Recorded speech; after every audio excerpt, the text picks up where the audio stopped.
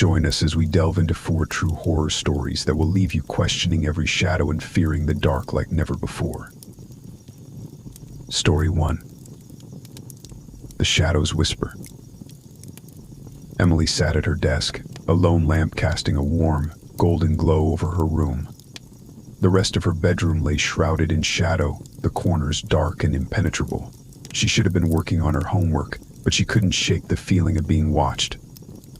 The shadows seemed to pulse and breathe, stretching and retracting as if alive. She shook her head, trying to dispel the creeping unease. Shadows were just shadows, she told herself, products of her imagination and the poor lighting. Yet there was something off about them, something that made her skin prickle with dread. As she tried to focus on her work, she heard a faint whisper. It was so soft she thought she might have imagined it. Emily froze, her heart pounding in her chest, and listened intently.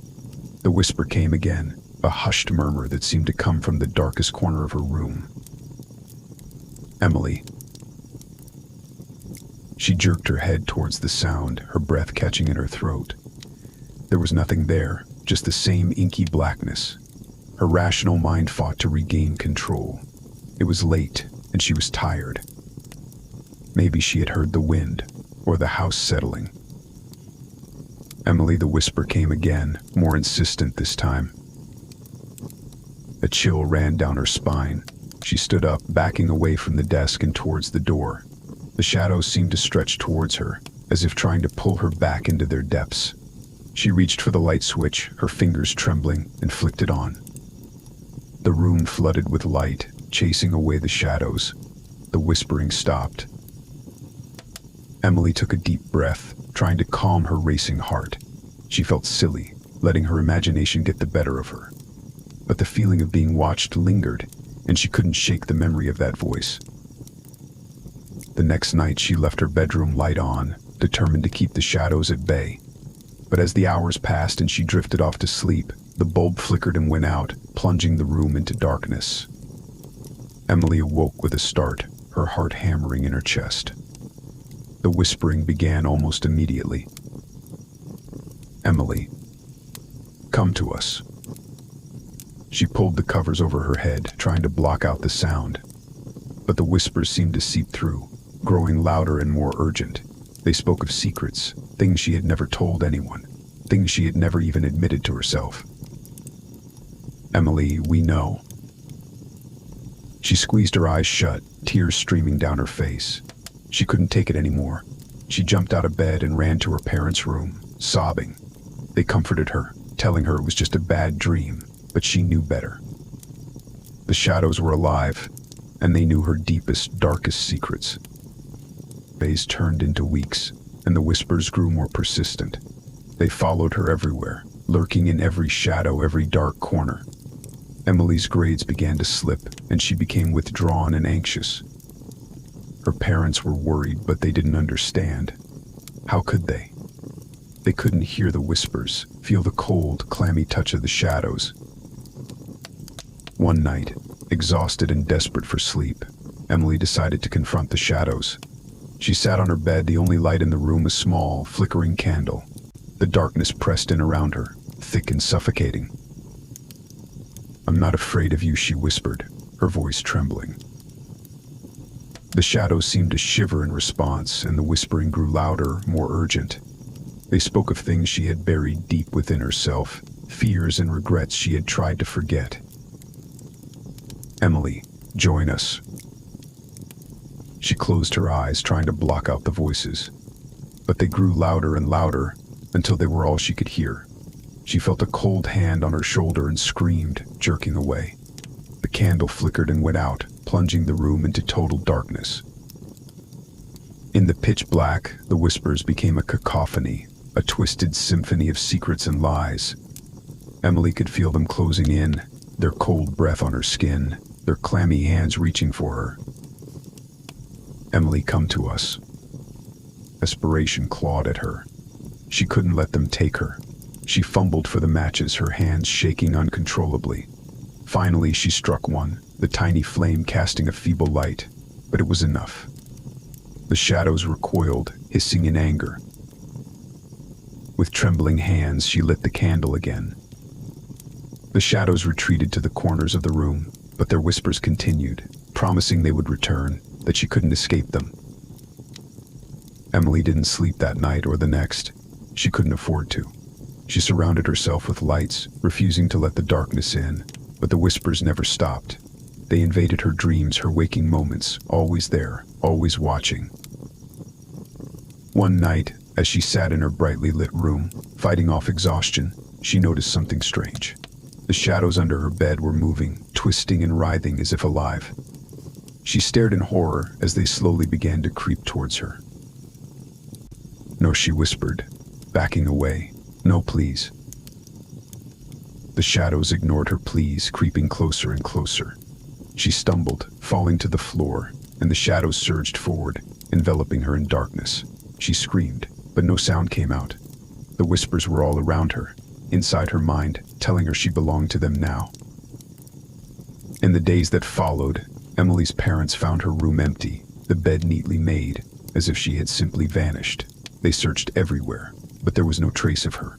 The police were baffled, and the case quickly went cold.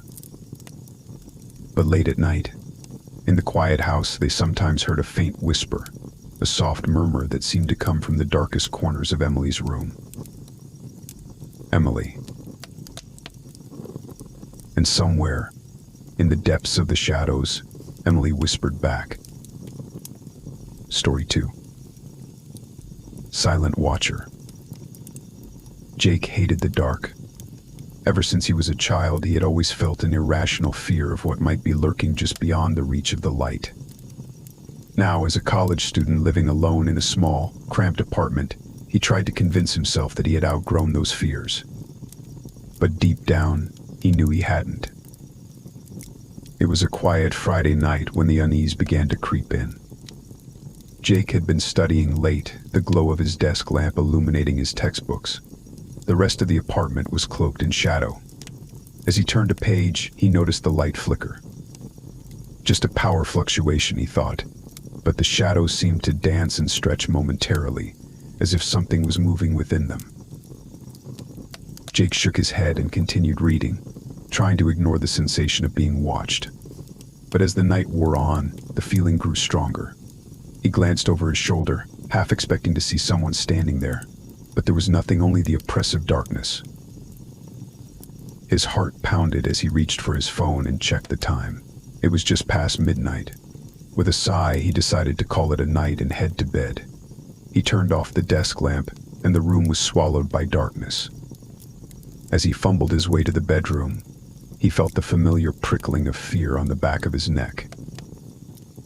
He flicked on the bedroom light, bathing the room in a harsh, artificial glow. Jake breathed a sigh of relief and closed the door, trying to shut out the darkness and the unease that came with it. He got into bed, pulling the covers up to his chin, and stared at the ceiling, willing himself to relax. Just as he was starting to drift off, he heard a noise, a soft, almost imperceptible whisper. He sat up, straining to listen. The whispering continued, a low, insistent murmur that seemed to come from the living room. Jake's heart raced. He grabbed his phone and turned on the flashlight, casting a beam of light into the darkness as he crept towards the door. He opened the bedroom door cautiously, the flashlight cutting through the darkness. The whispering stopped, and the apartment was silent. Jake scanned the room, the beam of light revealing nothing out of the ordinary. He let out a shaky breath and tried to convince himself that it had been his imagination. He was about to turn back to the bedroom when he felt a cold, watchful presence. The sensation was so intense that he nearly dropped his phone. He swung the flashlight around, the beam bouncing off the walls. In the corner of the living room, he saw a shadow that didn't belong. It was darker than the rest, a solid mass in the shape of a person. Jake's breath caught in his throat. He blinked, and the shadow was gone. He stood there, trembling, the flashlight beam shaking in his hand. The apartment was silent once more, but the feeling of being watched remained, stronger than ever. He backed into the bedroom and shut the door, his heart pounding in his ears. He didn't sleep that night, the flashlight clutched in his hand, his eyes wide open and staring into the darkness. The next morning, he tried to shake off the fear. It had to have been a trick of the light, his imagination running wild. But the unease lingered, gnawing at him. He couldn't concentrate on his studies, and every little noise set his nerves on edge. That night, he decided to keep the lights on. He turned on every lamp, every overhead light in the apartment, banishing the shadows to the farthest corners. He sat on the couch, trying to lose himself in a movie, but he couldn't shake the feeling of being watched. Around midnight, the lights flickered. Jake's heart skipped a beat. He stared at the bulb overhead, willing it to stay on. The light flickered again, and then it went out, plunging the room into darkness. The whispering began immediately. Jake. His blood ran cold. He grabbed his phone, fumbling to turn on the flashlight, but it wouldn't respond. Panic set in. He could feel the presence, closer now, the whispering growing louder. Jake. Jake. He stumbled to his feet, backing away from the source of the whispers. The shadows seemed to move, closing in around him. He felt a cold breath on his neck and spun around, but there was nothing there. The whispering was all around him now, a cacophony of voices, each one calling his name.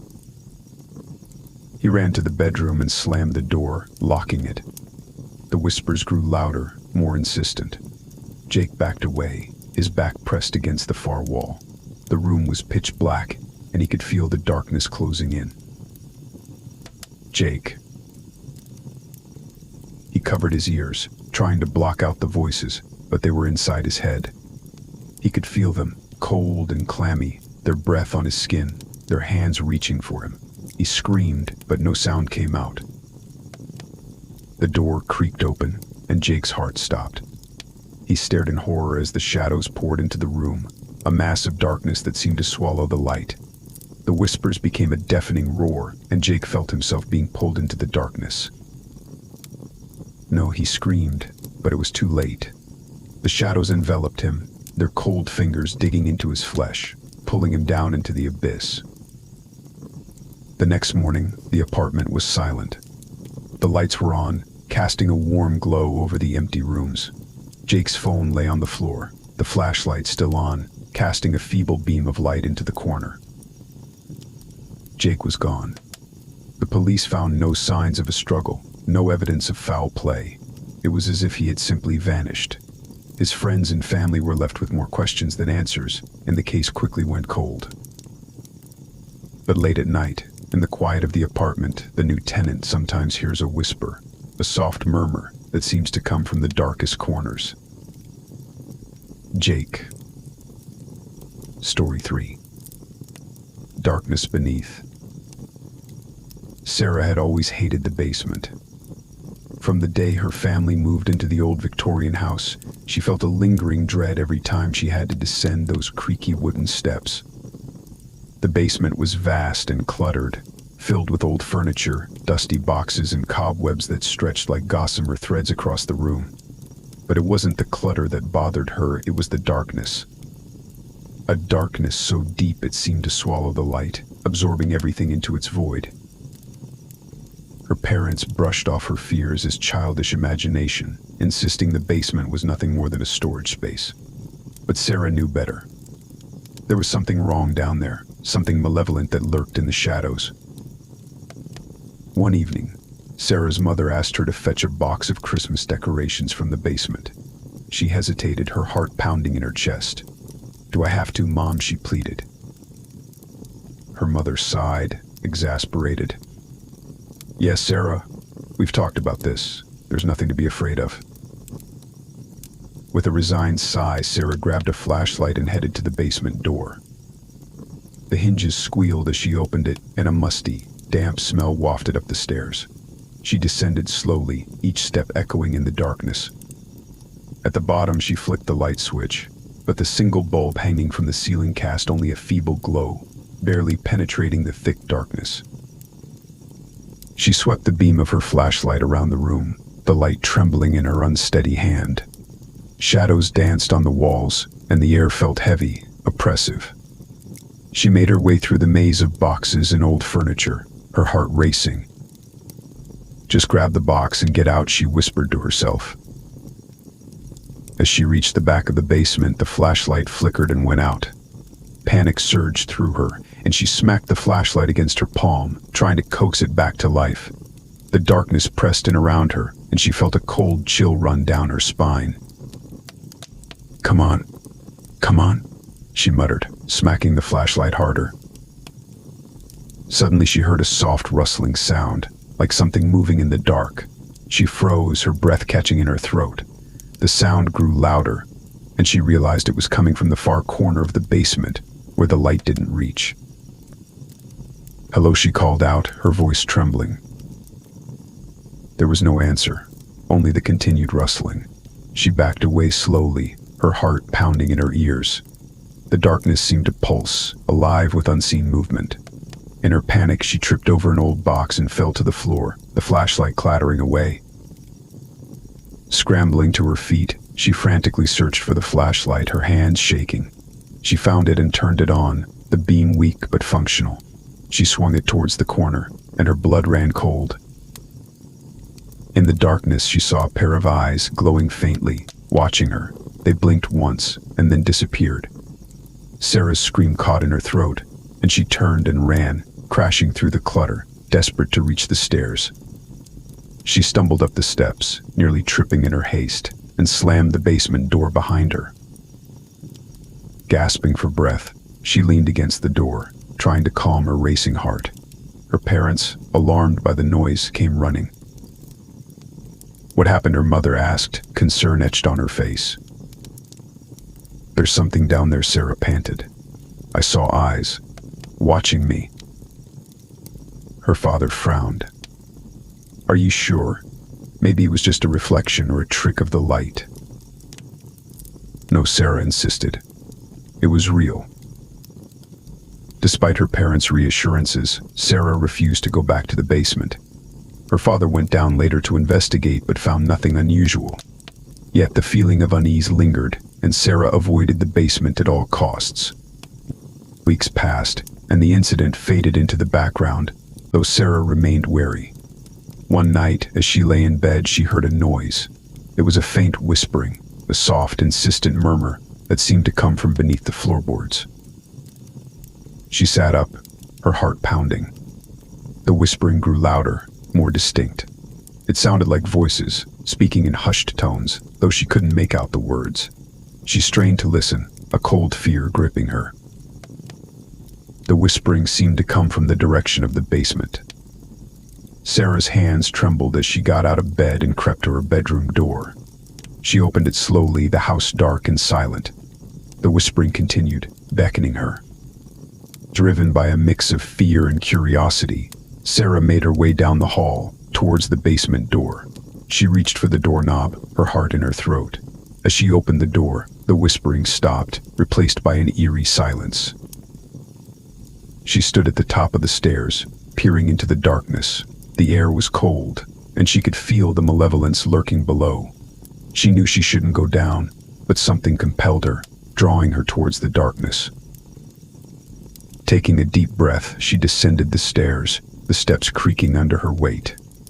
At the bottom, she reached for the light switch, but the bulb had burned out. She turned on her flashlight, the beam cutting through the darkness. The basement was silent, but the sense of being watched was overwhelming. She took a step forward, then another, the beam of light, revealing nothing out of the ordinary. She moved towards the back of the basement, where she had seen the eyes. As she reached the corner, the flashlight flickered and died, plunging her into darkness. Panic surged through her, and she fumbled to turn it back on. In the pitch black, she felt a cold hand on her shoulder. She spun around, but there was no one there. The whispering returned, louder now, a chorus of voices all around her. She felt something brush against her leg, and she screamed, backing away. Suddenly she tripped and fell, her hands landing on something soft and cold. She grabbed at it, trying to push herself up, but her fingers sank into rotting flesh. She recoiled in horror, the smell of decay filling her nostrils. In the dim light filtering from the top of the stairs, she saw a body, half buried under a pile of old boxes. The face was twisted in a rictus of terror, the eyes wide open and staring. Sarah scrambled to her feet, her mind racing. She had to get out, had to call for help. But as she turned towards the stairs, she felt something wrap around her ankle, pulling her back. She screamed, kicking frantically, but the grip tightened, dragging her into the darkness. The last thing she saw before the darkness consumed her was the face of the dead man, his mouth moving in a silent scream, his eyes pleading for release. When Sarah's parents found her the next morning, she was lying at the top of the basement stairs, unconscious but alive. They called for help, and she was rushed to the hospital. She woke up later, her mind foggy with pain and fear. She tried to tell them what had happened, about the body in the basement, but no one believed her. The basement was searched thoroughly, but no body was found. Her parents thought it had been a vivid nightmare, a hallucination brought on by fear. But Sarah knew the truth. She could still hear the whispering, even in the daylight. The darkness beneath the house was alive and it wanted her. And she knew, deep down, that it wouldn't stop until it had her. And somewhere, in the depths of the basement, the whispering continued, calling her name, waiting for her to return. Story 4.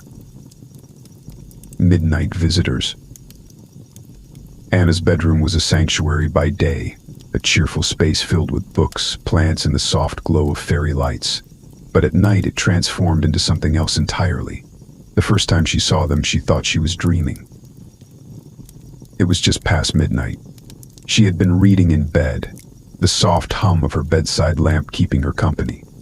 The rest of the house was quiet, her parents long asleep.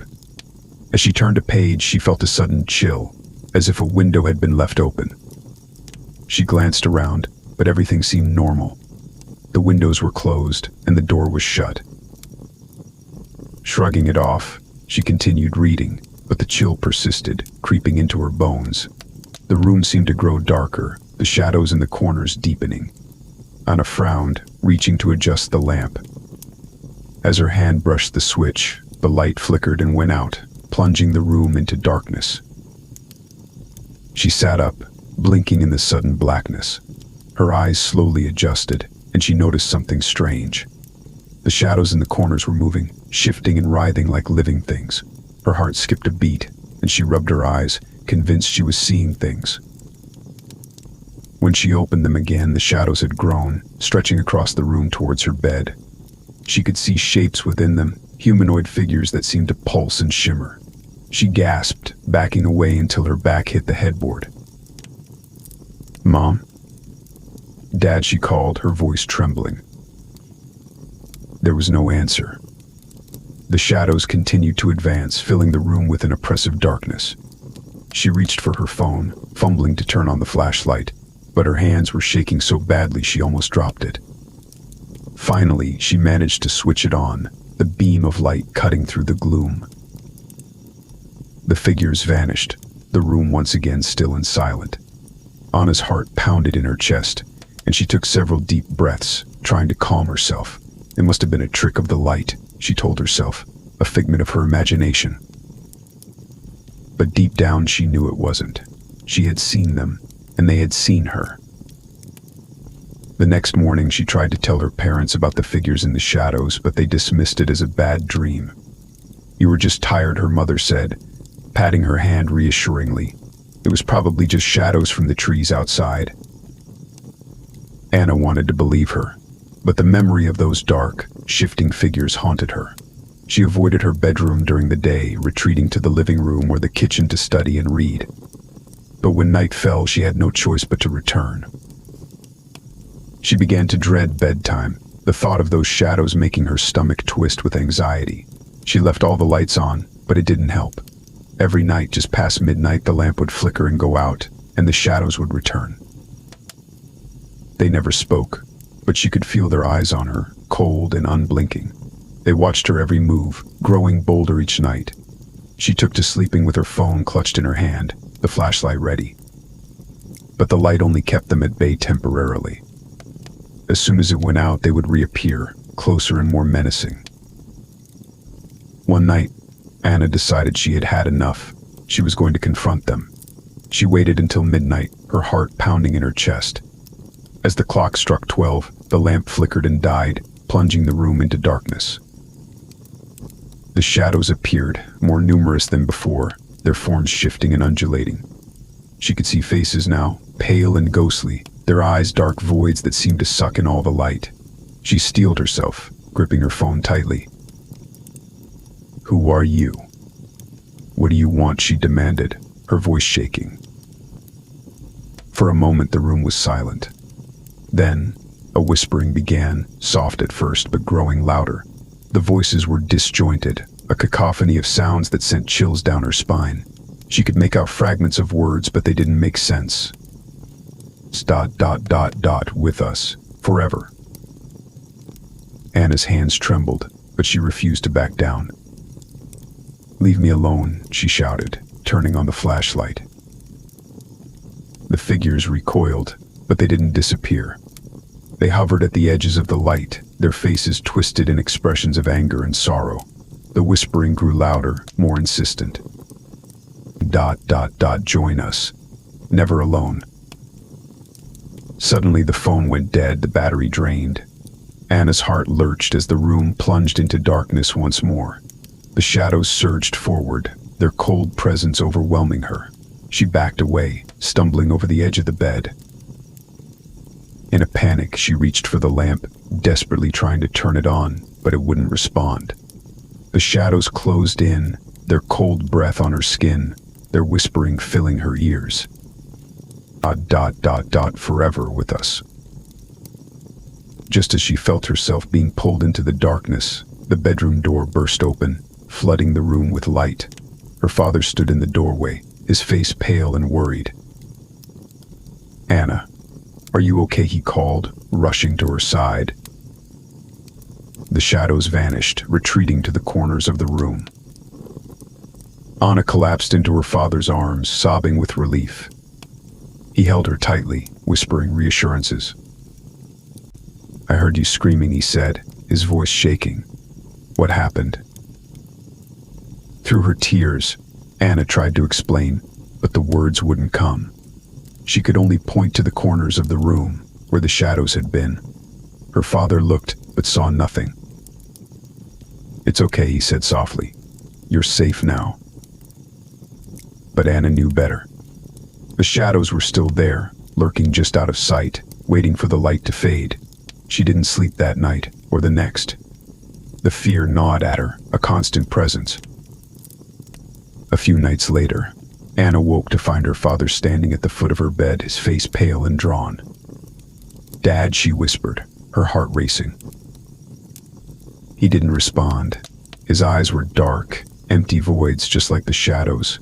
He smiled, a cold, twisted grin, and Anna felt a surge of terror. "Join us, Anna," he whispered, his voice blending with the chorus of the shadows. "Forever with us." As the darkness swallowed her father's form, Anna realized the truth. The shadows had taken him, just as they would take her, and there was no escape. From that night on, Anna's bedroom was always dark, the light never strong enough to banish the shadows. The whispering continued, a constant reminder of the presence that watched her every move, waiting for the moment when the darkness would finally claim her too. And in the quiet hours past midnight, the house echoed with her silent screams, a chilling testament to the horrors that lurked within the shadows. Thank you for listening. Remember to like and subscribe. Also, please comment below if you have any suggestions for future videos you would like to see.